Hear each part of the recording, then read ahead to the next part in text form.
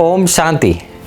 प्रजापिता ब्रह्मा कुमारी ईश्वरी विश्वविद्यालय में आज हमारे स्टूडियो में पहुंचे हैं बिंदुश्री भाई। बिंदुश्री भाई महायज्ञ मधुबन भूमि पर 25 सालों से समर्पित हैं और 29 सालों से ईश्वरी ज्ञान में चल रहे हैं। झारखंड के जमशेदपुर से आप मधुबन महायज्ञ में समर्पित हुए हैं। प्रभु के संग जीवन के रंग कार्यक्रम में आज हमारे सम्मुख बिंदुश्री भाई जो अपने जीवन के कुछ एक अनुभव हमारे सामने साझा करेंगे कि कैसे प्रभु के साथ 25 साल परमात्मा के साथ रहकर महायज्ञ में निस्वार्थ भाव से अपनी सेवाएं प्रदान किए।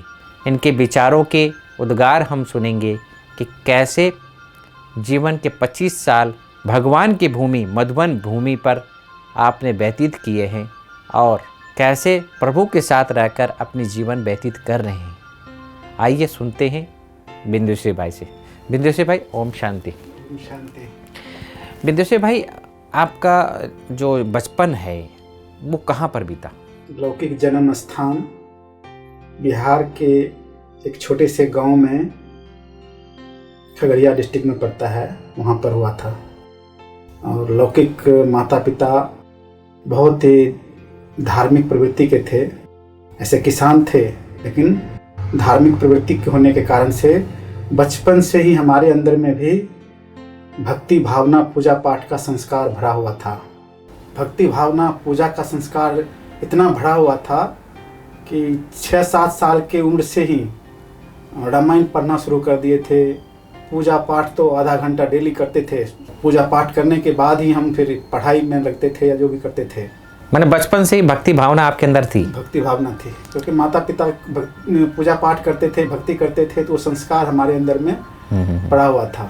जब ये मूर्ति और ये सब पूजा पाठ करते थे तो आपके मन में उस समय क्या विचार चलते थे कि यही भगवान है? उस समय भगवान को जानते नहीं थे लेकिन ये भावना था कि छोटा थे ना, छोटे थे 8 साल की उम्र में, 8 साल 10 साल से। तो हमारे पास एक गुरु जी आते थे जो प्रवचन करते थे, रामायण का भी पाठ कराते थे। तो वो मुझे बुलाते थे और भी छोटे छोटे बच्चे होते थे, मुझे भी बुलाते थे और मुझसे बहुत सारे चौपाई पढ़ाया करवाते थे, कुछ प्रार्थना करवाते थे। फिर उसके बाद वो कोई मिठाइयाँ खिलाते थे हम लोग को, तो बहुत अच्छा लगता था। इसलिए शाम के टाइम डेली हम उनके पास जा करके बैठ जाते थे। 12-13 साल की उम्र में एक बार हमारे शरीर में चेचक होता है ना, वो हो गया था। Small pox. हाँ, स्मॉल पॉक्स इसको बोलते हैं। और इतने बड़े बड़े थे कि वो दर्द से बेचैन रहते थे। घर में तो सब कहे थे भक्ति भावना वाले थे, तो वो क्या किए घर वालों ने मुझे वो बिस्तर पर नीचे जमीन पर लिटा देते थे रोज। और वहाँ पर धूप जला देते थे, अगरबत्ती जलाते थे, नीम का पत्ती, नीम की पत्ती ये सब जला करके और बोलते थे कि दीपक जला देते थे। वो ये बोलते थे कि माता हुआ है, वो ठीक हो जाएगा। लेकिन हमको इतना दर्द होता था, असहनीय दर्द, कि मैं कई बार बोलता था कि डॉक्टर को बुला के लाओ, दिखाओ, नहीं तो हम बचेंगे नहीं। लेकिन वो लोग मानते नहीं थे। हमारे घर के बगल में उसी माता का मंदिर है, भगवती का। तो मैं मन ही मन में खूब उनको गालियाँ देना शुरू कर दिए, देवियों को। ये कैसा हमको सजा दे दी? इस तरह से बोलती है देवी है, माता है, और माता होकर के अपने बच्चों को इतना कष्ट देगी, इतनी सजा देगी, इतनी दुख देगी। और मैंने मन ही मन सोच लिया था कि जैसे ये ठीक होगा ना, मैं जाकर के गांव वालों को सबको कहूंगा कि ये सब ढकोसला है, ये देवियां या माताएं कोई अपने बच्चों को इतना कष्ट देती है कि सबके पूजा पाठ छोड़ दो। लेकिन अचानक उस समय थोड़ी देर के बाद, शाम का टाइम था, अंधेरा छाया हुआ था, तो अचानक मेरे सामने एक शिवलिंग आ गया। और शिवलिंग देख करके मुझे अंदर से भय भी हुआ, एक अच्छा भी लग रहा था और भय भी लग रहा था कि अचानक यहाँ शिवलिंग, आँख खुला हुआ था, अंधेरा था और सामने दिख रहा है शिवलिंग। ये कौन से सन की बात है? 84 के लगभग, 1984 के लगभग। जी जी जी। तो शिवलिंग सामने आया और जैसे शिवलिंग आया तो मैं हनुमान चालीसा पढ़ता था और उसमें मुझे याद था कि हनुमान चालीसा पढ़ने से कोई भी डर भय खत्म हो जाता था। मैं फिर हनुमान चालीसा पढ़ना शुरू कर दिया मन ही मन। तो जैसे हनुमान चालीसा पढ़ना शुरू किए तो हनुमान का एक सीन दिखाई दिया, लेकिन उसके तुरंत बाद 2 सफ़ेद वस्त्र वाली बहनें सामने आ गई। मेरा आँख से खुला हुआ, आधा खुला हुआ और आधा साक्षात्कार का सीन जैसे था। 2 बहनें आ गई तो मैंने उससे हिम्मत करके पूछा कि आप कौन हैं? तो वो जैसे पूछा तो धीरे धीरे करके एक गायब हो गई और एक बच गई। और जैसे वो 1 बज गई तो फिर मैं देखता हूँ, मुझे फील हो रहा था कि मैं एक छोटा सा बच्चा बन गया, 1 साल का बच्चा बन गया। और वो माता, वो जो सफ़ेद वस्त्र वाली है, वो मुझे गोद में बिठा लिया और बहुत प्यार स्नेह पुचकार दे रही है। थोड़ी देर तक ऐसे किया और उसके बाद फिर फील हो रहा था कि पूरा जो कमरा था जहाँ मुझे सुलाया गया था वो लाल प्रकाश में हो गया, लाइट ऐसे फील हो रहा था। अच्छा। छोटा था मैं, 12-14 साल का था। तो उसके बाद फिर वो सीन गायब हो गया, वो बहनें भी जो थी वो गायब हो गई। और उसके बाद मैं फील किया कि मेरे शरीर का जो दर्द है ना, वो धीरे धीरे कम हो गया। अच्छा, उस लाइट से? हाँ, उस लाइट से। वो जो बहनें आई थी, माता जो हमको गोद में लिया, सपने में जो आई दिया, साक्षात्कार का स्वरूप, साक्षात्कार जैसा हो रहा था, सपना नहीं था। हाँ, खुला हुआ था मेरा। अच्छा। जागृत अवस्था में थे। अच्छा। तो उसके बाद दर्द कम हुआ तो मुझे बाद में फेथ हुआ, अंदर से और भी भावना बैठ गया भगवान के ऊपर, सचमुच में ईश्वरीय शक्ति है, लेकिन उसको ढूंढते थे। थोड़े दिन के बाद पढ़ाई पूरा करके फिर मैं ट्रेनिंग करने के लिए जमशेदपुर आ गया। अच्छा। वहाँ डिप्लोमा करके ट्रेनिंग कर रहे थे। आप लोग कितने भाई बहने? लौकिक में ऐसे 2 भाई 2 बहन थे। अच्छा। सब बड़े हैं जी। मैं छोटा था। अपना क्वार्टर सेपरेट था, तो और भी पूजा पाठ करते थे। यहाँ घर में तो शर्म से भी कुछ नहीं करते थे, लेकिन और भी पूजा पाठ करते थे। और वहाँ जैसे गए तो भगवान के खोज, जैसे कि यहाँ पर भी साक्षात्कार हुआ था, तो और भी अंदर से था कि मुझे भगवान से मिलना है। कहाँ मिलेगा, कैसे मिलेगा, ये पता नहीं था। और वहाँ जाकर के जितने भी आध्यात्मिक संस्थाएं होता है या जो भी गुरु महात्मा सन्यासी होते हैं, शायद किसी को हमने छोड़ा नहीं होगा। सबके पास सब जाते थे और उनसे एक ही प्रश्न पूछते थे कि भगवान कैसे मिलेगा, उसकी युक्ति बताइए। तो कई महात्माओं ने अलग अलग तरह से युक्ति हमको बताया कि ऐसी साधना करो, ऐसी तपस्या करो, ये जप करो, ऐसी प्रार्थना करो। मैंने सब तरह से किया। लास्ट में और भी जितना करते थे, अब व्याकुलता बढ़ती जाती थी, लेकिन उससे वो मिल नहीं रहा था। एक बार एक महात्मा से मैंने लास्ट में पूछा कि अभी एक बार और जाते हैं, उसके बाद नहीं जाएंगे। तो उससे के पास गए तो उसने उनसे पूछे कि कब तक भगवान मिलेगा, आप तो बोलते हैं ऐसे ऐसे करो, तो हम कर रहे हैं। तो उन्होंने एक बहुत कठिन तपस्या बताया कि रात में आप 1 बजे से जग करके साधना करो। रात में सुबह से, हाँ, अमृत वेले उठ, सुबह से रात में जग करके स्नान करो और साधना करो, जप करो, पूजा, ये कुछ मंत्र बता दिया, ये मंत्र का जाप करो, भगवान मिल जाएगा। मैंने, ठंडी का मौसम था, जग करके क्या क्या पात्र मंगा करके पूजा करते थे आप? करते थे। अच्छा। तो वंडर भी लगता था। उस समय क्या एज थी आपकी? 18 साल हो गया था। 18 साल एज हो गया था। तो अंदर में लगता भी था, लेकिन मुझे भगवान को पाना है, क्योंकि जब बाहर में थे तो पढ़ाई के बाद थोड़ा सा भक्ति भावना साथ साथ में कुछ ना कुछ कहीं ना तनाव भी फील होता था किसी न किसी कारण से। तो उधर भगवान के प्रति भी लगाओ, तो वो साधना शुरू कर दिए। जितना दिन का उन्होंने बताया था वो सब कुछ नहीं हुआ, करने के बाद भी कुछ नहीं हुआ। फिर मैं उसके पास गया तो उनसे पूछा कि आप तो बोले थे ऐसे ऐसे करने के लिए, मैंने सब किया, कुछ नहीं हो रहा है। तो उसने क्या बोला कि मुझे अभी तक नहीं मिला है, मैं क्या बताऊं। इसलिए करते रहो, कभी न कभी भगवान खुश होगा, दर्शन देगा। मैं उसके बाद वहां से चला गया। फिर लगा कि अभी मैं छोड़ दूं। गायत्री का पाठ तो जैसे मंत्र बन हमेशा 24 घंटा चलता ही रहता था। फिर उसी बीच में एक मेरा दोस्त था, और उसका एक दोस्त सन्यासी जो हिमालय के गुफाओं में तपस्या करता था, वो 1 सप्ताह के लिए आया था यहाँ पर। हमारा और उसका एक ही फ्लैट में क्वार्टर था। तो बीच बीच में उनसे मैं बैठ करके बातें करता था कि आप क्या करते हो, कैसे साधना करते हो, आपको क्या फीलिंग होता है। तो उन्होंने बताया कि मैं हिमालय की गुफाओं में रहता हूँ, हमेशा पड़ा हुआ रहता हूँ, वहाँ किसी व्यक्ति का संपर्क नहीं होता है। आपके दोस्त थे वो? नहीं, हमारे दोस्त के वो दोस्त थे। ओके। तो उन्होंने साधना के कुछ विधि बताई, ये ऐसा जप करता हूँ, ऐसा साधना करता हूँ। और फिर उसने एक बात बताया कि मैं शिव से बात भी करता हूँ वहाँ पर। अच्छा, हिमालय में जाके? हाँ, हिमालय गुफाओं में शिव का साक्षात्कार होता है, मैं उनसे बात करता हूँ, घंटों घंटों बात करता हूँ। तो उसकी बात सुन करके मुझे लगा कि अब तो मैं चला जाऊंगा। पक्का अंदर में बैठा लिया कि मैं भी अभी हिमालय में जाऊंगा तपस्या करने के लिए। घर में भी ऐसे मैसेज भेज दिया कि आप मेरे लिए कोई चिंता नहीं करना, मैं कब आऊँ नहीं आऊँ, मेरे लिए निश्चिंत हो जाना, कहाँ रहूँ नहीं रहूँ इसके लिए। तो उसको लगा कि हो सकता है कुछ इसमें मन में आया होगा।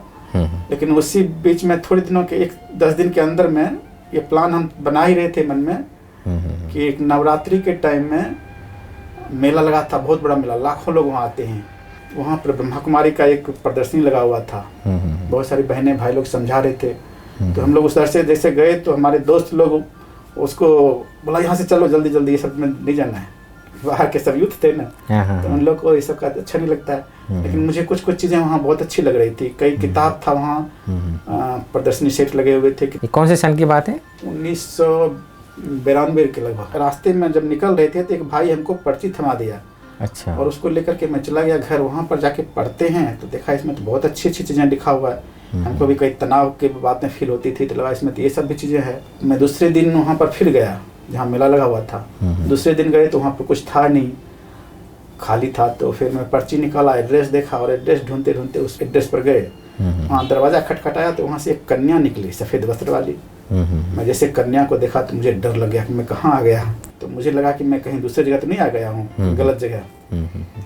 तो उसने बहुत प्यार से बुलाई, भाई जी इधर आइए, आइए अंदर। तो हम कहे ये एड्रेस आपका है? हाँ हाँ हमारा ही, आप आइए ना। और ले गई और बाबा का कमरा था वहाँ, उसमें बैठा दी। ये कौन सा सेंटर है? जमशेदपुर में एक आदित्यपुर सेंटर था। 10-15 मिनट तक बैठा करके वो चली गई अंदर। और मुझे बहुत साइलेंस का अनुभव होने लगा। वहाँ पर लग रहा था कि बस साइलेंस ही शांति है। अंदर आप प्रवेश किए तो बहुत पवित्रता का वाइब का, शांति का, दोनों का फीलिंग था। जी जी। मैं बैठा, फिर दूसरी बहन आई, बड़ी बहन थी, तो उसने आई तो पूछा भाई जी कहाँ से आए, किस लिए आए? तो मैंने कहा कि एक मुझे कुछ किताब खरीदना है, क्योंकि आध्यात्मिक बुक्स में हमको बहुत इंटरेस्ट था। मेरे कमरे में किताबों का एक लाइब्रेरी जैसा बना हुआ रहता था। तो उन्होंने पूछा कौन सा किताब लेंगे? तो मुझे लेना तो था ब्रह्मचर्य व्रत का पालन जी। वो किताब लेना था, लेकिन बहनें थी तो उसको कैसे शर्म लग रहा था मुझे बोलने के लिए। हम उनको कहे कोई भी किताब दे दीजिए जो आपको पसंद है, आपकी अच्छी किताब जो आपके पास है।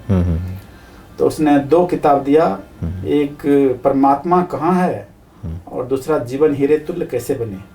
मैं उसको लेके गया, जैसे पढ़ना शुरू किए तो उसमें बहुत सारे क्वेश्चन उठा, क्योंकि भगवान को हम सर्वव्यापी मानते थे। कंकर पत्थर में हनुमान, कृष्ण, जितने भी देवी देवता थे, जो भी जिसको भी भगवान मानते थे, सबका चित्र मेरे पास लगा हुआ था। घंटों पूजा करते थे। और वहाँ पर इसमें बता रहा था कि शिव ही भगवान है, वो निराकार है। तो मेरे को अंदर पढ़ते पढ़ते बहुत गुस्सा आता था। मैं सोचा कि जाकर के ब्रह्मा कुमारी वालों से, उससे बहनों से झगड़ा करेंगे, बात करेंगे, इस पर डिस्कस करेंगे।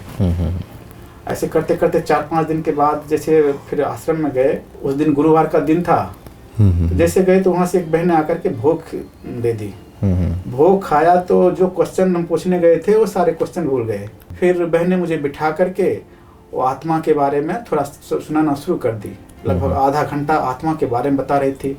मुझे बहुत अच्छा लग रहा था, फील भी हो रहा था उस समय। आधा घंटा के बाद मैं वहाँ से निकल गया। जाते समय उन्होंने बोली कि आप 7 दिन का कोर्स कीजिए तो पूरा इसका समझ में आएगा। मैंने उनको बोला हमारे पास टाइम नहीं मिलता है, मैं नहीं आ सकता हूँ। अच्छा, बोल के निकल गया? हाँ, मैं बोल के निकल गया। लेकिन जो उन्होंने ज्ञान सुनाई थी, मेरा क्वार्टर लगभग 15-20 मिनट दूरी पर था, वहाँ से 2 किलोमीटर दूरी पर था। अच्छा। तो मैं पैदल जा रहा था। जाते जाते वो जो ज्ञान सुनाया था वो चीज़ों का मन में चिंतन चल रहा था। और चिंतन चलते चलते वो स्वरूप बन गया। मैं आत्मा अलग हूँ, ये शरीर अलग है। मैं एक आत्मा लाइट हूँ, ये शरीर एक कार है। जैसे उन्होंने चित्र सारा समझाया था ना, वो मुझे फील हो रहा था। लग रहा था कि ये दोनों पैर मेरा पहिया है, मैं ये मस्तक में बैठ करके इस गाड़ी को चला के लेके जा रहा हूँ। ऐसे फील होते गया। जैसे कमरे में गया वहाँ पर तो इतना अच्छा फील हो गया था, साइलेंस का फील हुआ। मुझे लगा कि इस चीज़ को तो समझना चाहिए। मैंने दूसरे दिन फिर आया और वहाँ पर परमात्मा के बारे में बताया। तो परमात्मा के बारे में जैसे जैसे बताया तो मुझे पक्का निश्चय हो गया कि सचमुच में शिव ही भगवान है। फिर उन्होंने बोला कि 7 दिन का कोर्स आप पूरा कर लीजिएगा। और 7 दिन के बाद यहाँ मुरली चलती है। जब मुरली आप सुनेंगे ना तो आपके जीवन में जितनी भी समस्या है उन सब समस्याओं का समाधान मिल जाएगा। सारे प्रश्नों का उत्तर इस मुरली में होती है। तो भगवान का महावाक्य होता है। तो मैंने पूछा कब चलता है? उन्होंने बोला सुबह चलता है। तो मैं दूसरे दिन जो गया वहाँ से लौट के गया कमरे में शाम के टाइम। तो अपने कमरे में जितने भी देवी देवता का चित्र था सबको मैंने निकाल दिया उस दिन। तो क्लास पीछे जाकर के मुरली क्लास में बैठ गए। अच्छा। वैसे तो मुरली चल रही थी। एक भाई आया पीछे से, मुझे इशारा दिया कि आप इधर आ जाइए। तो बगल में ले गया। फिर उन्होंने बोला आपका तो पूरा 7 दिन का कोर्स हुआ नहीं है। तो हम कहे करा दीजिए। तो फिर उन्होंने कुछ कुछ ऐसे करके सुनाया। मैं फिर अगले दिन से मुरली के टाइम आना शुरू कर दिए।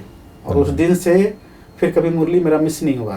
क्योंकि शास्त्र पढ़े हुए थे तो हमारे अंदर में बहुत सारे क्वेश्चन उठता था। पहले भी क्वेश्चन लेके गए थे तो उस समय भी हल नहीं हुआ था, और भी कई क्वेश्चन उठता था। तो क्लास में जैसे जाते थे तो बहनें सबसे क्वेश्चन पूछते थे, मुरली सुनाते सुनाते बीच में बोल देते थे, पूछ लेते थे क्वेश्चन। टीचर बहनें ऐसे स्कूल की भी टीचर थी, लौकिक में भी और सेंटर में भी टीचर थी, फिर भी कई बार वो जवाब नहीं दे पाते थे। फिर एक रेडियो स्टेशन का डायरेक्टर होता था वहाँ पर, वो मुझे प्यार से बिठा करके एक एक बातों को समझाता था। बाद में क्लास होने के बाद में फिर ज्ञान का अच्छी तरह से लगन लग गया। मेरे अंदर में कई अवगुण भी थे, जैसे लहसुन प्याज तो सब खाना तो नेचुरली होता है। ये था तंबाकू खाना, गुटखा खा लेना, सिगरेट पी लेना, कभी कभी दोस्तों के संग में। उस समय क्या एज होगी आपकी? लगभग 19 साल। 19 साल की 19 साल लगभग। माना ये संग दोस्त से ही आपको व्यसन आए थे? हाँ, इससे आ गया था। जी जी। दोस्तों के साथ में रहते थे ना, घर से बाहर रहते थे, फ्रीडम थे, तो ये सब आदत लगा दिया था जबरदस्ती वो लोग। जी जी जी। तो वो फिर जैसे यहाँ पर आए तो एक दो दिन क्या किया, सेंटर में मैं गुटखा करके वहाँ पर खा रहा, चुपचाप जाके साइड बाथरूम में वो खा लिया था गुटखा तंबाकू। तो किसी भाइयों को पता चल गया, वो सामने तो नहीं बोला, लेकिन उसने बाद में एकांत में मुझे एक दिन बताया कि भाई जी यहाँ पर ये सब नहीं खाते। तो मैं उसी दिन नाला में फेंक दिया। तो एक भाई को हम अपने क्वार्टर में ले गए, चलिए हमारे क्वार्टर देख लीजिए, और उसके लिए बहुत अच्छा सा नाश्ता बनाए। उसमें प्याज वाज अंदर बाहर में बैठा हुआ था, और मैं प्याज काट करके उसके लिए नाश्ता तैयार किया। जी जी। तो बोला भाई कि हम ये नहीं खाते। उनके क्यों? बोला नहीं, ऐसे आश्रम में नहीं खाते। मेरे पास रखा हुआ था लगभग 2-3 किलो प्याज, मैं उसी समय नाले में फेंक दिया। अच्छा। तो एक धक से धारणाएं भी आना शुरू हो गया। और उसके बाद तो फिर सेंटर में जो भी सेवाएं होती थी, ज्ञान योग से संबंधित जो भी प्रोग्राम्स बनते थे, सब में एक्टिव होने लगे। मेरा अधिकतर समय आश्रम पर ही बीता करता था, सेवाओं में। ऐसे क्वार्टर अलग से रखा हुआ था, लेकिन सुबह से लेकर के सिर्फ ड्यूटी का टाइम, ड्यूटी 8 घंटा जाना होता था, बाकी टाइम आश्रम पर ही बीतता था। उसमें भी कोई अचानक अच्छी सेवा आ गई, विशेष सेवा हो गया। तो क्या जॉब करते थे आप? मैं डिप्लोमा किया हुआ था, तो मैकेनिकल का काम करते थे इंडस्ट्री में। अच्छा थे। तो वहाँ से फिर ऐसे बाबा की देखे कि याद में इतनी शक्ति होती है। एक दिन मैं क्लास से निकला और बहुत फास्ट जा रहा था साइकिल से, उस समय साइकिल से जाते थे। तो जा रहा था और उधर से एक भाई आकर के रॉन्ग साइड से मुझे स्कूटर से धक्का मार दिया। लेकिन मैं बाबा की याद में ज्ञान की मुरली सुने थे और मगन उसे मनन करते हुए जा रहे थे। जैसे फरिश्ते चलते हैं ना, वैसे उड़ते हुए जा रहे थे। लग रहा था कि उमंग उत्साह से। और वो आकर के मुझे स्कूटर से जोर से धक्का मार दिया। जैसे उसने धक्का मारा तो मुझे गिरना चाहिए, छोटा साइकिल मेरा था, वो बेचारा गिर गया। मेरा साइकिल गिरा, मैं खड़ा रह गया। अच्छा। मैं उसको ऐसे प्यार से उठाया और उठा करके बोला, भाई जी आपको चोट तो नहीं लगा? तो बेचारा तो डर से भयभीत हो गया था कि पता नहीं हमने गलती की है। उसको प्यार से समझाया, कैसे देखिए आप रॉन्ग साइड में चल रहे थे, ऐसे नहीं चलना चाहिए। तो मैंने अनुभव किया कि बाबा की देखो याद में जा रहे थे तो मुझे कुछ नहीं हुआ। उसकी गाड़ी उतनी थी, उसने ठोकर मारा, उसको ही उल्टा लगा। और अनुभव सुनाता हूँ, वहाँ से फिर मैं एक बार घर गया, लौकिक घर। तो घर में आसपास में कई ऐसे क्रिमिनल सब भी बहुत ऐसे होते हैं गाँव के इलाके में। जी जी। तो लौकिक वाले भी कई बार बोलता था, उस समय 19 साल 20 साल हो गया एज। कई बार बचपन में शादी कर देते छोटे में, तो घर वाले बोलते थे इसकी शादी करना है।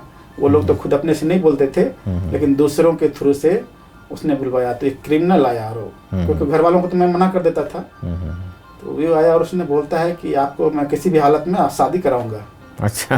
तो मैंने कहा कि एक ही शब्द बोला उसको, असंभव, क्योंकि वो उसके साथ में ज़्यादा डिबेट नहीं कर सकता था।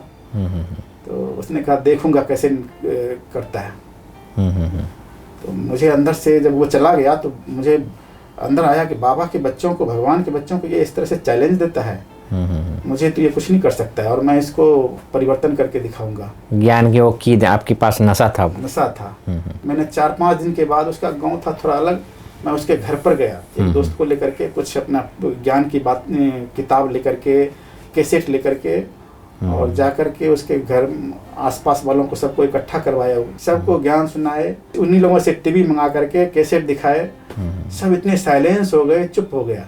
अच्छा। वो जो हमको चैलेंज करते थे कि देख लूंगा कहीं घर से बाहर निकलेगा तो, और वो बेचारा शांत। फिर मैंने लास्ट में उसको कहा कि आप माउंट आबू आना, वहाँ एक बार आके समझना। तो देखे कि कैसे उसकी वृत्तियाँ चेंज हो गई, जो उसके अंदर में था नेगेटिव वृत्ति मेरे प्रति, और वो चेंज हो गया।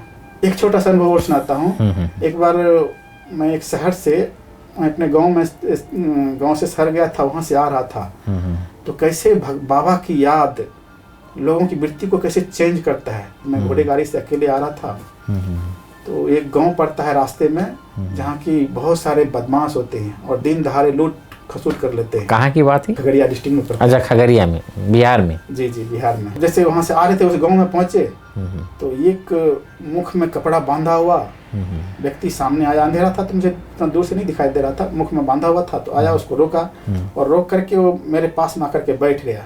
अच्छा। जैसे बैठा तो मैं देखता हूँ उसके पास में बंदूकें हैं, मुख बांधा हुआ है, और जो चला रहा था घोड़ा गाड़ी उसको उसने कुछ डांटना शुरू कर दिया। तो जैसे मेरे पास बैठा तो बैठते ही मेरे को एक संकल्प आया कि सर्वशक्तिवान बाबा मेरे साथ है, ये मेरा कुछ नहीं बिगाड़ सकता है। और मैं क्या किया, बाबा से सर्व शक्तियों का किरणें लेकर के उस आत्मा को देने का प्रैक्टिस करना शुरू कर दिए। थोड़ी देर के बाद देखे कि वो मेरे तो से कुछ नहीं बोल रहा है, उससे बात कर रहा है। फिर जब मेरे कुछ नहीं बोला तो मैंने और दूसरा संकल्प किया कि बाबा इस आत्मा को शांति का अनुभव कराना है। तो और मैं बाबा से शांति की किरणें लेकर के उसको शांति का वाइब्रेशन देना शुरू कर दिए। फिर भी वो देखे कोई शांत है, कुछ नहीं बोल रहा है, उससे खाली बात कर रहा है। तो मैं हिम्मत उसको कहा कि भाई जी आप कहाँ तक जाएंगे? तो कुछ नहीं बोला। फिर दोबारा मैंने उससे पूछा कि भाई जी आप कहाँ तक जाएंगे, क्या नाम है? तो सिर को ऐसे घुमा लिया और धीरे धीरे उसको बोला कि रोको। रोक करके उतर गया। जैसे उतर करके हमारी बग्गी आगे बढ़ी तो पीछे से कोई जीप आ रहा था और उस पर वो बंदूक से फायरिंग करना शुरू कर दिए। अच्छा। तो मैं देखा कि कैसे बाबा की याद, बाबा की शक्ति हमारे लिए सेफ्टी का साधन बन जाता है। आप बच गए वहाँ पर। हमको कुछ नहीं किया उसने। वो आया था हमसे भी कुछ लेने के लिए, लूटने के लिए, लेकिन हमको कुछ नहीं कर पाया।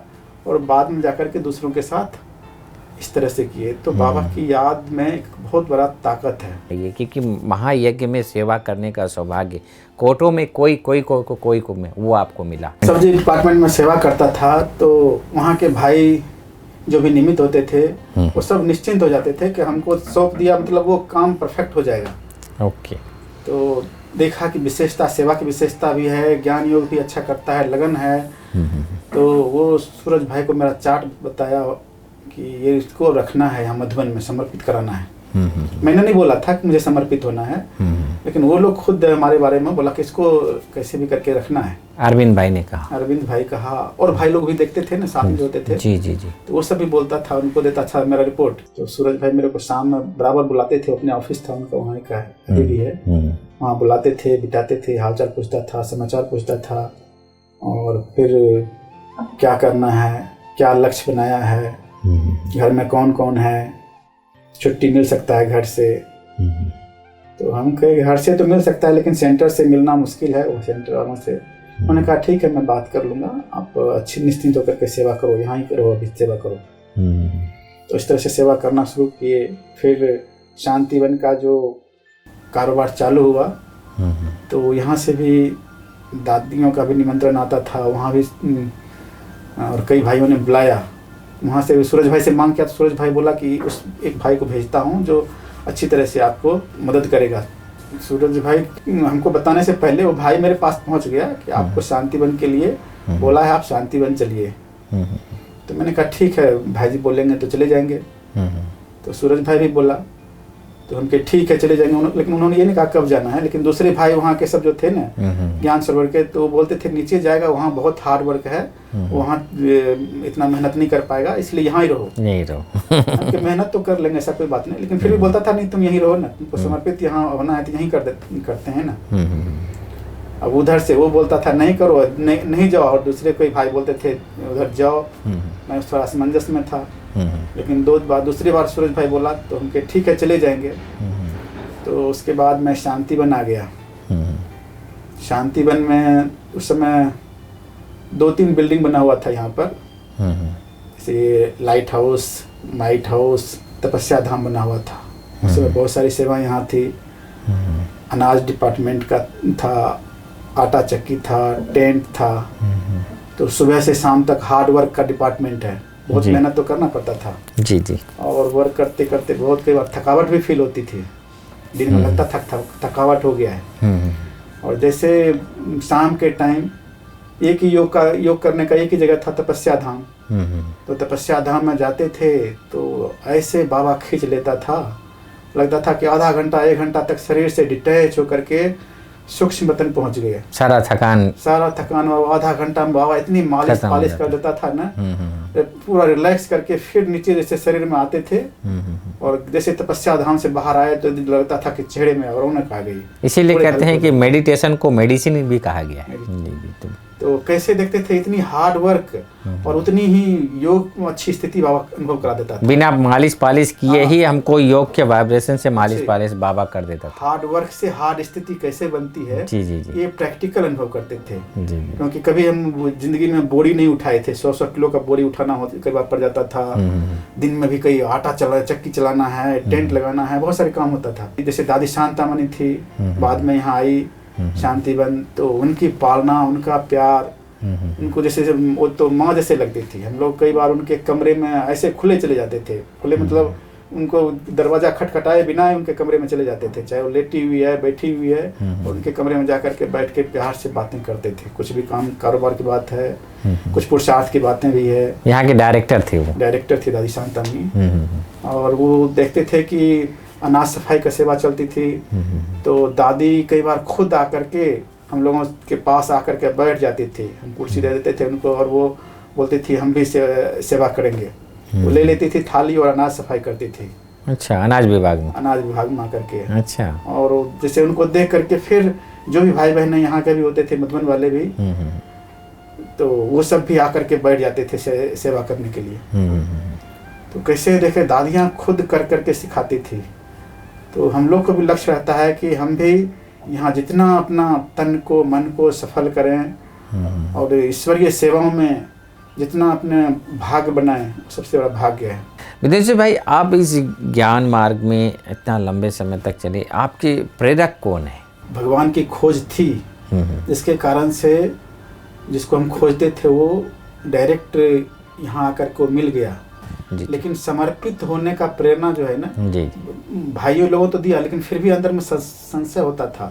लेकिन जब मैं एक ओम शांति भवन में अव्यक्त बाप दादा से मिल रहा था, तो बाबा की जो टचिंग प्रेरणा हुई ना, उस समय मैंने अपने आप को बाबा के ऊपर उसी हॉल में संकल्प कर लिया, मुझे जीना है तो यहाँ, मरना है तो यहाँ, ये तन मन धन सब आपके ऊपर समर्पण है। ये कौन से सन की बात है? 96 में वहाँ पर ऊपर में ओम शांति भवन में बाबा आया था। ओके, 96 में ही आप मधुबन आए थे, 96 में ही आपने ये संकल्प किया जी जी कि मरना जीना यहाँ। तो ये बहुत बड़ा सौभाग्य है। और यहाँ रहते सेवा करते लक्ष्य रहता है कि हम अपने सेवाओं के द्वारा सबको सुख दें, जो भी हमारे साथ में भी है या दूसरे भी है उनको संतुष्ट करें, और हम हमारा एक एक कर्म लोगों के लिए प्रेरणा स्रोत बने। और जो भी यज्ञ में जिम्मेवारी मिलती है उसको हम इकोनॉमी से यज्ञ की सेवा करें। ऐसी घटना आपके जीवन में आ गई हो, ऐसी कुछ हो जो आप ज्ञान योग से पार करके आप? मैं जब यहाँ आया, समर्पित हो गया, तो लौकिक माँ बाप का वो बार बार खिंचाव होता था, बार बार वो खींचते बुलाते थे। लेकिन मैंने बाबा को बोला, बाबा वो भी आपका बच्चा है, मैंने अपना तन मन सब कुछ आपको दे दिया है, आपके ऊपर है, अब उसकी संभाल करना, उसकी ये सारी जिम्मेवारी आपका है। सब सौंप दिया, सब सौंप दिए। तो देखे कि कैसे वो पहले अपने बड़े भाइयों से अलग होकर रहते थे, और मैंने योग यहाँ से योग से उनको सकाश देते थे, वाइब्रेशन देते थे कि वो सब उनके सारा जो भी डिस्टरबेंस है वो सब ठीक हो जाएगा बाबा से शक्ति लेकर के। और कई बार मैं बाबा को यूज करता था कि बाबा आप जाकर के उस समस्या का समाधान कर दो, उनके पास जो भी समस्या है, चाहे शारीरिक समस्या है, मानसिक समस्या है, जो कुछ भी है। और देखे कि थोड़े दिनों में वो सारा समस्या ऑटोमेटिक खत्म हो गया। बाबा को ये बोलता था अभी उनको संभालने का काम आपका है, मेरा काम नहीं है। मैंने तो आपको अपना जीवन दिया, अब मेरा काम करो। अब आपका मेरा काम जो भी है, मेरा काम क्या, वो भी आपका बच्चा है, आपको उसकी जिम्मेवारी आपके ऊपर है, मेरे ऊपर नहीं है। जी जी जी। तो फिर वो लोग फिर निश्चिंत हो गए, बोला नहीं अभी ठीक। फिर अभी यहाँ मधुबन में आए तो वो लोग देख करके खुश, नहीं आप ठीक है, हम जहाँ हैं जैसे हैं अच्छे हैं। और उन लोग भी धीरे धीरे सेटअप हो गए। कुछ ऐसे योग के दिव्य अनुभव जो आपने अपने ऊपर प्रयोग किया हो? कई चीज़ों पर हमने किए, लेकिन खास करके अपने शरीर के ऊपर मैंने कई बार योग का प्रयोग किया। और देखिए इसका बहुत अच्छा रिजल्ट है, कैसे बीमारी को भी योग के बल से हम ठीक कर सकते हैं। शुरू में हमको कई एलर्जी होता था बहुत, और अस्थमा जैसा फील होता था, लेकिन उसके कई दवाई लेते थे, होम्योपैथिक, एलोपैथिक, आयुर्वेदिक, ठीक नहीं होता था। तो भी ठीक नहीं होता था। मैंने फिर बाबा को कहा कि बाबा सबसे बड़ा सर्जन तो आप हो, मैं सबको देख लिया, इधर उधर कहीं से ठीक नहीं होता है। फिर मैं इसका योग का प्रयोग करता था, बाबा की किरणें लेकर के पूरे ब्रेन के ऊपर, ब्रेन से पूरे फेफड़े के ऊपर डालता था। और देखे थोड़े दिनों के बाद वो बिल्कुल ठीक हो गया। वो हो गया ठीक, पूरा ठीक हो गया बिना दवाई के? बिना दवाई का। वाह। एक बार ऐसे पेट में प्रॉब्लम चलता था, बराबर हो रहता था, कोई ना कोई प्रॉब्लम। दवाई लेता था, कई बार ठीक होता था, कई बार फिर खराब हो जाता था। मैं बाबा को वैसे यूज किया कि आप सुप्रीम सर्जन हो, अभी आपको ठीक करना है। और देखे कि वो भी बिल्कुल ठीक हो गए। 2006 में पदयात्रा के टाइम में, उससे पहले मुझे कमर में इतनी दर्द हो गया था कि मैं स्वीट होम से डायमंड हॉल तक जाने के लिए 3 बार बैठना पड़ता था, पैदल चल करके जाने के लिए। इतनी कमर में दर्द? इतनी कमर में दर्द हो गई थी। कहाँ डॉक्टरों ने बोला ऑपरेशन करना है। तो एक भाई ने, किसी ने कहा कि आप थोड़ा सा ट्रीटमेंट ले लो फिर देखो। मैं इसे ट्रीटमेंट लिया, फिर भी थोड़ा रिलैक्स हुआ। और उस समय पदयात्रा में जाना था, तो एक तरफ पदयात्रा में जाना था और एक तरफ इधर कमर में दर्द हो गया था। मैं सोचता था अब कैसे करूं। उस समय मैंने बाबा को यूज करना शुरू किया, योग का प्रयोग करना शुरू किया। रात में सब सोते थे हमारे कमरे में, और मैं क्या करता था, रात में जग करके योग करता था। बाबा से करंट लेते थे और उस जहाँ पर दर्द था उसी पर बाबा की रेजेज को डालते थे। और देखे कि थोड़े दिनों के बाद धीरे धीरे दर्द कम होना शुरू हो गया। फिर एक दिन मैंने चलने का कोशिश किया। पहले दिन यहाँ से थोड़ा सा मॉडर्न फैक्ट्री तक गए, दूसरे दिन उससे और आगे गए, तीसरे दिन तपोवन के गेट तक पहुँच गए। मुझे लगा कि मैं अब चल सकता हूँ। और फिर जब मुझे पदयात्रा में भेजा गया तो वहाँ पर ग्रुप का मुझे लीडर बनाया, और सबसे हर चीज़ में आगे, जगना भी पहले, चलने में भी सबसे आगे रहना। और हर रोज 40 किलोमीटर 42 किलोमीटर पैदल चलते थे। स्वीट होम से टोली डिपार्टमेंट से डायमंड हॉल तक जाने में 3 बार बैठना पड़ता था। और 10 दिन के बाद वो समझिए कि 40 किलोमीटर 42 किलोमीटर पैदल डेली चलना होता था। ओहो, ये योग की करामात हुए। तो देखे कि कैसे योग चमत्कार करता है अपने शरीर के ऊपर भी। और वहां से जैसे आए तो पूरी स्वस्थ होकर के, कोई फील भी नहीं रहा कि हमारे पैर में कहीं दर्द था। जो ऑपरेशन बॉम्बे में बनारसी भाई ने बात कर लिया था कि ऑपरेशन करना है, डेट भी डॉक्टर से ले लिया, लेकिन मैंने सोचा कि किसी ने कहा कि ऑपरेशन जल्दी सक्सेस नहीं होता है, इसलिए मैंने रोक लिया और बस वही योग का प्रयोग किया और ठीक हो गए आप। ठीक हो गए। आज दिन तक वो कभी आया ही नहीं। तो माना एक प्रकार से परमानेंट आपका इलाज हो गया। योग एक चमत्कार का काम कैसे करता है, ये प्रैक्टिकल में अनुभव। बहुत सुंदर। दोस्तों, जिस प्रकार से बिंदुश्री भाई ने योग, कहते हैं कि मेडिटेशन ही मेडिसिन है, वास्तव में परमात्मा को सर्जन कहा गया है। ऐसे हालात में बिंदुश्री भाई ने खुद अपने ऊपर योग के अनुभव, योग के प्रयोग किए, और उस प्रयोग से अपनी जो बीमारियां थी वो बीमारियों को उन्होंने ठीक किया। आप भी अपनी उन बीमारियों को योग के आधार से ठीक कर सकते हैं, क्योंकि सृष्टि का रचयिता परमपिता परमात्मा शिव वो हमारा सर्जन है। तो इसीलिए उनकी हीलिंग, उनकी फीलिंग, उनकी वाइब्रेशंस के नीचे रहने से सब कुछ ठीक हो जाएगा। बिंदुश्री भाई, आप एक यूथ होते हुए भी आप आध्यात्मिक मार्ग को आपने क्यों चुना?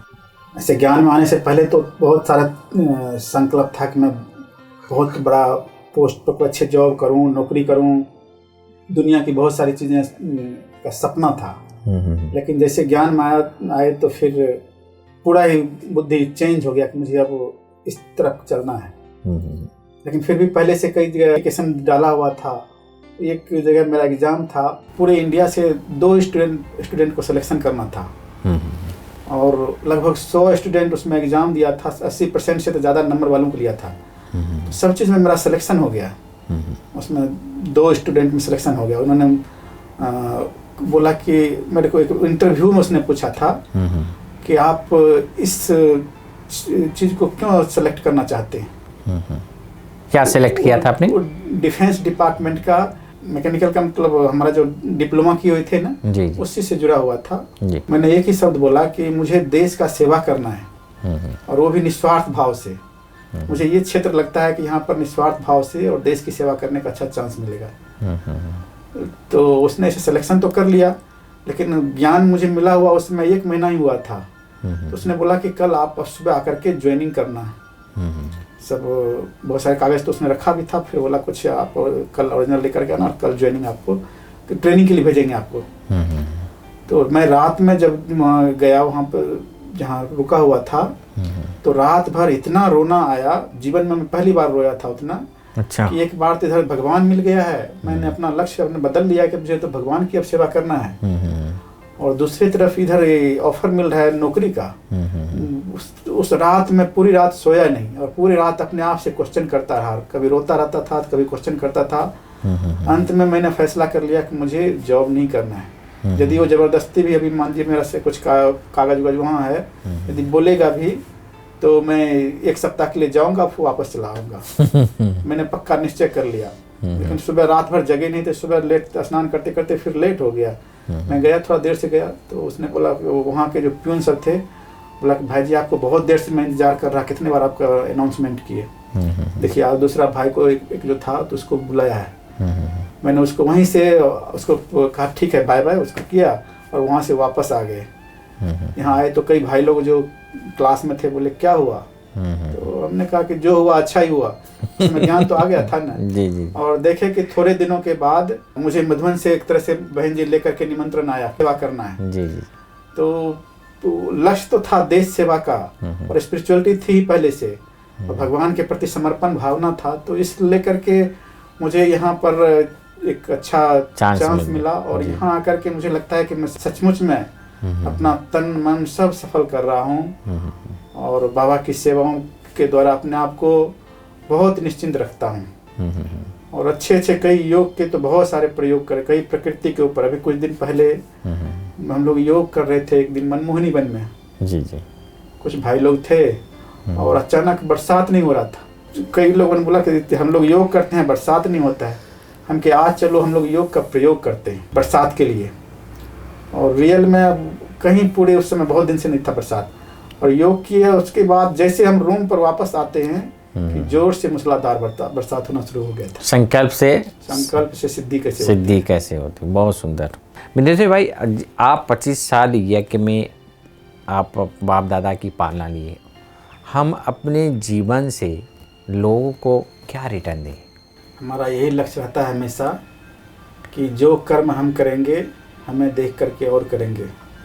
और ख़ास करके हम यहाँ पर स्थूल सेवा तो करते ही हैं, मधुबन में रखा ही जाता है स्थूल सेवा के लिए, लेकिन अपने शुद्ध संकल्पों के द्वारा, अच्छे वाइब्रेशंस के द्वारा, जो इस वायुमंडल को हम हमेशा लक्ष्य रहता है कि इसको चार्ज करें, अपनी वृत्तियों से पावरफुल वाइब्रेशन फैलाएं, जो आने वाली आत्माओं को सुख मिले। खास करके जब इस समय की साकार में बाबा नहीं, ऐसे सूक्ष्म रूप में अव्यक्त रूप में बाप दादा है, लेकिन साकार में बाबा नहीं है। दादियाँ भी धीरे धीरे कम होती जाती है। और अभी भी प्रैक्टिकल में अनुभव होता है कि जब बाबा के साथ चलते हैं तो कई बार दिन भर हम लोगों के पास, हमारे पास भी बहुत सारे भाई बहने आते रहते हैं। किसी से प्यार से 2 बातें कर लेना, उनको शुभ भावना दे देना, कुछ न कुछ प्रेरणाएं देना, उमंग उत्साह दे देना। हमेशा ये लक्ष्य रहता है कि उनको कुछ न कुछ हमसे लेकर के जाए, और अपनी अच्छी धारणाओं में रहते हैं, अच्छी स्थिति में रहते हैं तो वो फील करता है। मैं कई बार देखता हूँ कि अच्छे योग युक्त स्थिति रहता है तो वो फील करता है, आने वाले खुद भी कहता है कि मुझे यहाँ का अच्छा वाइब्रेशन फील हो रहा है।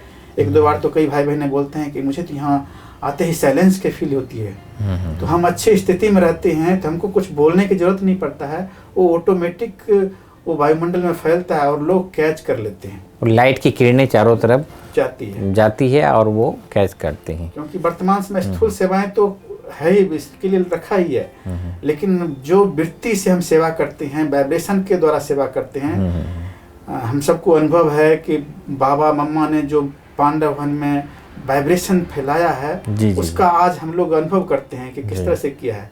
तो अभी हम सबको, खास करके मधुबन निवासी जो हम सब हैं, हम लोग यहाँ रह करके इस बेहद के यज्ञ को पावरफुल बना के रखें, अच्छे वाइब्रेशन बना करके रखें, पॉजिटिव वाइब्रेशन हमेशा फैलाते रहें, तो आने वाले आत्माओं को इसका लाभ मिलेगा, सुख मिलेगा और वो यहाँ से कुछ प्राप्ति करके जाएंगे।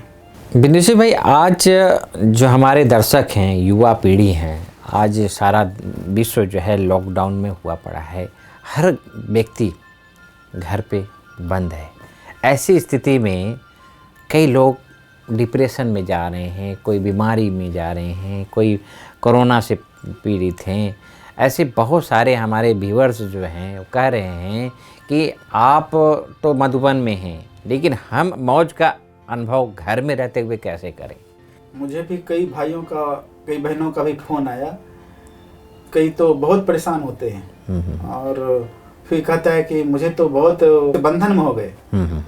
लेकिन मैंने उनको खुद का भी कई अनुभव सुनाया कि देखो, ये लोग कहते हैं कि लॉकडाउन है, कई समस्या समझते हैं, परिस्थितियां समझता है कि परिस्थितियां आई है, समस्या आई है, लेकिन ये बहुत बड़ा हम सब के लिए, हर आत्मा के लिए सुअवसर बन करके आया है। हमको कितना एकांत का टाइम मिला है। कई बार हम इतने बिजी हो जाते थे कारोबार में, नौकरी में, बिजनेस में, कि अपने लिए भी समय नहीं मिलता था, अपने परिवार वालों के लिए समय नहीं मिलता था, बच्चों के लिए समय नहीं मिलता था। तो मैं सबको यही कहता था कि देखो, तुम तो दिन भर या आप दिन भर बिजी रहते थे कारोबार में, नौकरी में, अभी आपको अच्छा अवसर मिला है, अपने परिवार के साथ कुछ खेलिए, कुछ नया क्रिएटिव कीजिए, कुछ नई चीज़ बनाइए, बच्चों को प्यार दीजिए, पालना दीजिए, अच्छे माहौल बनाइए घर में। कभी घर में बैठ करके अच्छी से बातें नहीं करते थे, दिल की बातें कीजिए। कुछ खेलने का इंटरेस्ट है तो खेल कूद कीजिए, या कुछ पढ़ने लिखने का इंटरेस्ट है तो पढ़िए।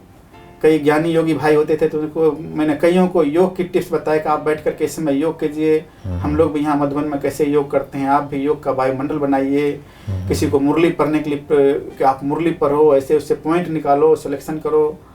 ऐसे अलग अलग तरह से कईयों को बिजी रहने के लिए, क्योंकि मैं खुद भी, मुझे कई बार पूछता है कई लोग, तो हम कहते हैं हमारे पास तो सचमुच में इस समय और भी बिजी हो गए हैं। लोग कहते हैं फ्री हो गए हैं, हम कहते हैं हम तो और ज़्यादा बिजी हो गए। जो भी टाइम इधर उधर मिलता था, कई लोग तो मोबाइल में बिजी हो गए हैं बहुत सारा, और बहुत सारे यूथ भी हुआ है। हमने जैसे नॉन बी के कई जो यूथ हमसे फ़ोन करता था, तो उनको फिर हम ब्रह्मा कुमारी का वेबसाइट के बारे में बता देते थे, यूट्यूब के बारे में बताते थे कि इस पर यदि मोबाइल ही देखना है तो ये चीज़ का देखो। और बहुत सारे भाइयों ने बाद में फ़ोन किया कि मुझे तो इतना अच्छा लगने लगा कि मैं सारा ज्ञान समझ गया ब्रह्मा कुमारी का।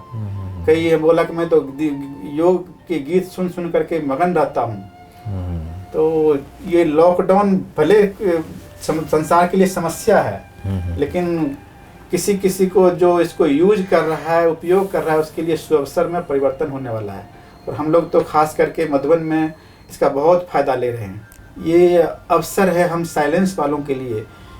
ज्ञान तो बहुत सुने, और उस ज्ञान को एकांत में जा कर के प्रैक्टिकल स्वरूप में कैसे लाएं, इसके लिए ये चांस मिला है।